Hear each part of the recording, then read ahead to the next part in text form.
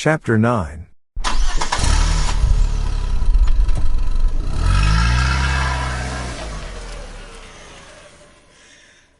Friday morning Armitage, Rice, and Morgan set out by motor for Dunwich, arriving at the village about 1 in the afternoon. The day was pleasant, but even in the brightest sunlight a kind of quiet dread and portent seemed to hover about the strangely domed hills and the deep, shadowy ravines of the stricken region.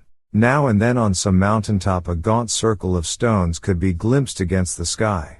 From the air of hushed fright at Osborne's store they knew something hideous had happened, and soon learned of the annihilation of the Elmer Fry house and family. Throughout that afternoon they rode around Dunwich questioning the natives concerning all that had occurred, and seeing for themselves with rising pangs of horror the drear Fry ruins with their lingering traces of the tarry stickiness, the blasphemous tracks in the Fry yard, the wounded Seth Bishop cattle, and the enormous swaths of disturbed vegetation in various places. The trail up and down Sentinel Hill seemed to Armitage of almost cataclysmic significance, and he looked long at the sinister altar-like stone on the summit. At length the visitors, apprised of a party of state police which had come from Aylesbury that morning in response to the first telephone reports of the Fry tragedy, decided to seek out the officers and compare notes as far as practicable. This, however, they found more easily planned than performed since no sign of the party could be found in any direction. There had been 5 of them in a car, but now the car stood empty near the ruins in the Fry yard. The natives, all of whom had talked with the policeman, seemed at first as perplexed as Armitage and his companions. Then old Sam Hutchins thought of something and turned pale, nudging Fred Farr and pointing to the dank, deep hollow that yawned close by. God! He gasped.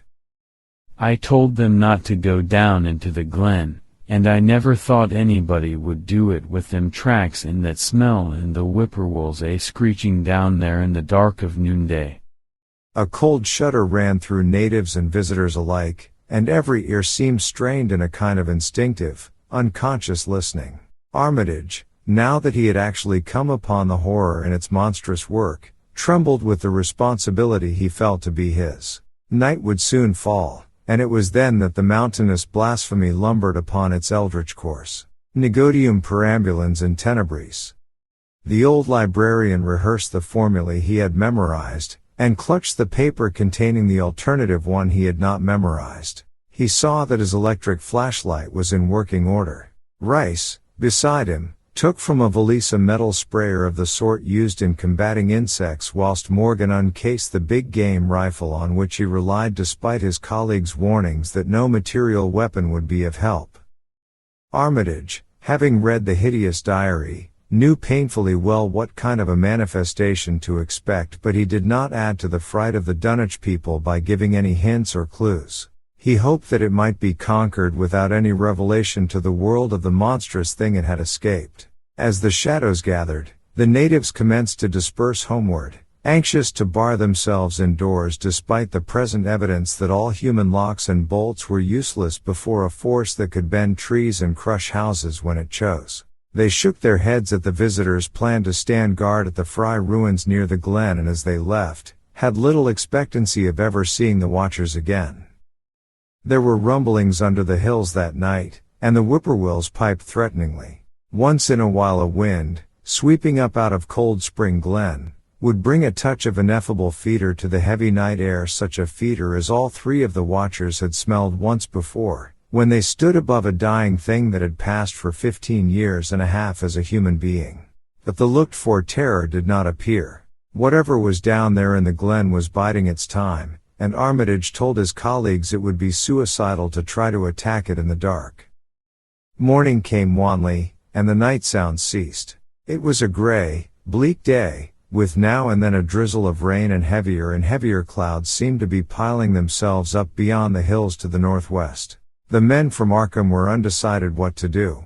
Seeking shelter from the increasing rainfall beneath one of the few undestroyed Fry outbuildings, they debated the wisdom of waiting, or of taking the aggressive and going down into the glen in quest of their nameless, monstrous quarry. The downpour waxed in heaviness, and distant peals of thunder sounded from far horizons. Sheet lightning shimmered, and then a forky bolt flashed near at hand, as if descending into the accursed glen itself. The sky grew very dark, and the watchers hoped that the storm would prove a short, sharp one followed by clear weather. It was still gruesomely dark when, not much over an hour later, a confused babel of voices sounded down the road. Another moment brought to view a frightened group of more than a dozen men, running, shouting, and even whimpering hysterically. Someone in the lead began sobbing out words, and the Arkham men started violently when those words developed a coherent form. "Oh, my God, my God." The voice choked out. "It's happening again, and this time during the day. It's out. It's out and moving this very minute, and only the Lord knows when it'll be on us all." The speaker panted into silence, but another took up his message. Nearly an hour ago, Zeb Whateley here heard the phone ringing, and it was Mrs. Worth, Corey George's wife, who lives down by the junction. She says the hired boy Luther was out driving in the cows from the storm after the big bolt, when he saw all the trees bending at the mouth of the glen, opposite side to this, and smelled the same awful smell, like he smelled when he found the big tracks last Monday morning. And he says there was a swishing, lapping sound, more than what the bending trees and bushes could make, and all of a sudden the trees along the road began to get pushed aside, and there was awful stomping and splashing in the mud. But mind you, Luther didn't see anything at all, only just the bending trees and underbrush. Then further ahead, where Bishop's Brook goes under the road, he heard an awful creaking and straining on the bridge, and says he could tell the sound of wood starting to crack and split. And all the while he never saw a thing, only them trees and bushes bending. And when the swishing sound got very far off, on the road towards Wizard Whateley's and Sentinel Hill, Luther had the guts to step up where he'd heard it first and look at the ground. It was all mud and water, and the sky was dark, and the rain was wiping out all tracks about as fast as could be, but beginning at the glen mouth, where the trees had moved, there were still some of them awful prints, big as barrels like he seen Monday. At this point the first excited speaker interrupted. "But that ain't the trouble now. That was only the start. Zeb here was calling folks up and everybody was listening in when a call from Seth Bishop's cut in. His housekeeper Sally was carrying on fit to kill. She'd just seen the trees bending beside the road, and says there was a kind of mushy sound, like an elephant puffing and treading, heading for the house. Then she up and spoke sudden of a fearful smell, and says her boy Chauncey was screaming as how it was just like what he smelt up to the Whateley ruins Monday morning, and the dogs were all barking and whining awful. And then she let out a terrible yell, and says the shed down the road had just caved in like the storm had blown it over, only the wind wasn't strong enough to do that. Everybody was listening, and we could hear lots of folks on the wire gasping. All at once Sally she yelled again, and says the front yard picket fence had just crumbled up, though there wasn't no sign of what done it. Then everybody on the line could hear Chauncey and old Seth Bishop yelling too, and Sally was shrieking out that something heavy had struck the house. Not lightning or nothing, but something heavy against the front, that kept launching itself against and again, though you couldn't see nothing about the front windows. And then. Lines of fright deepened on every face, and Armitage, shaken as he was, had barely poise enough to prompt the speaker. And then. Sally she yelled out, "Oh help, the house is caving in." And on the wire we could hear a terrible crashing, and a whole flock of screaming. Just like when Elmer Fry's place was taken, only worse.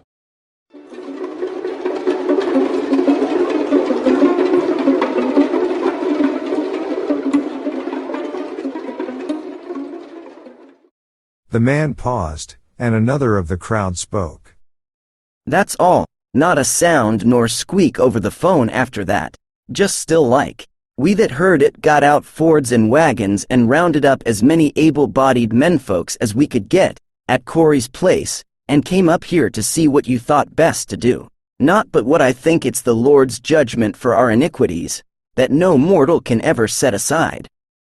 Armitage saw that the time for positive action had come, and spoke decisively to the faltering group of frightened rustics. "We must follow it, boys." He made his voice as reassuring as possible. "I believe there's a chance of putting it out of business. You men know that those Whateleys were wizards. Well, this thing is a thing of wizardry, and must be put down by the same means. I've seen Wilbur Whateley's diary and read some of the strange old books he used to read, and I think I know the right kind of spell to recite to make the thing fade away. Of course, one can't be sure, but we can always take a chance. It's invisible. I knew it would be. But there's a powder in this long-distance sprayer that might make it shoo up for a second. Later on we'll try it. It's a frightful thing to have alive, but it isn't as bad as what Wilbur would have let in if he'd lived longer. You'll never know what the world has escaped. Now we've only this one thing to fight, and it can't multiply. It can, though, do a lot of harm, so we mustn't hesitate to rid the community of it. We must follow it. And the way to begin is to go to the place that has just been wrecked. Let somebody lead the way. I don't know your roads very well, but I've an idea there might be a shorter cut across lots. How about it?" The men shuffled about a moment, and then Earl Sawyer spoke softly, pointing with a grimy finger through the steadily lessening rain.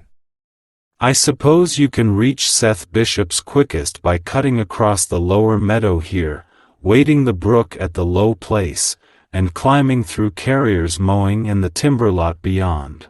That comes out on the upper road mighty near Seth's, a little on the other side."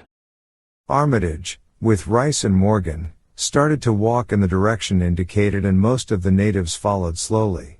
The sky was growing lighter, and there were signs that the storm had worn itself away. When Armitage inadvertently took a wrong direction, Joe Osborne warned him and walked ahead to show the right one.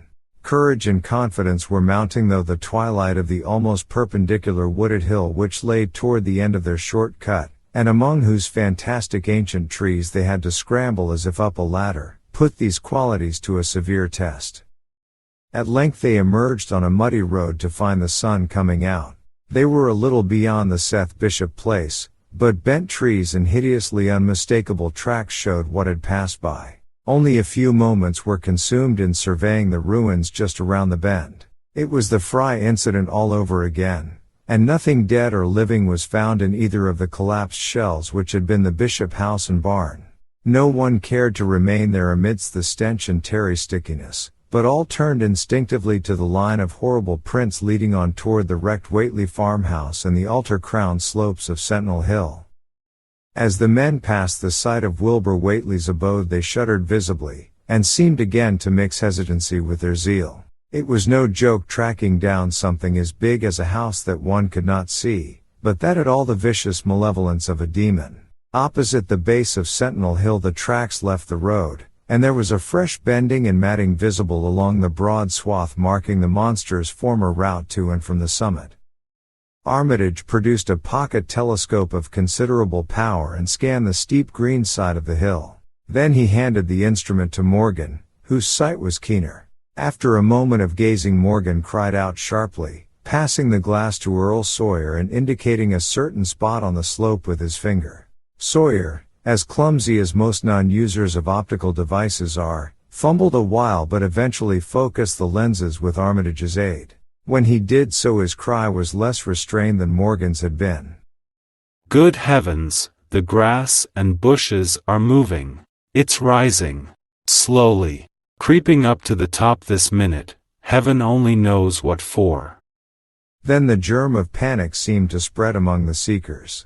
It was one thing to chase the nameless entity, but quite another to find it. Spells might be all right, but suppose they weren't. Voices began questioning Armitage about what he knew of the thing, and no reply seemed quite to satisfy. Everyone seemed to feel himself in close proximity to phases of nature and of being utterly forbidden, and wholly outside the sane experience of mankind.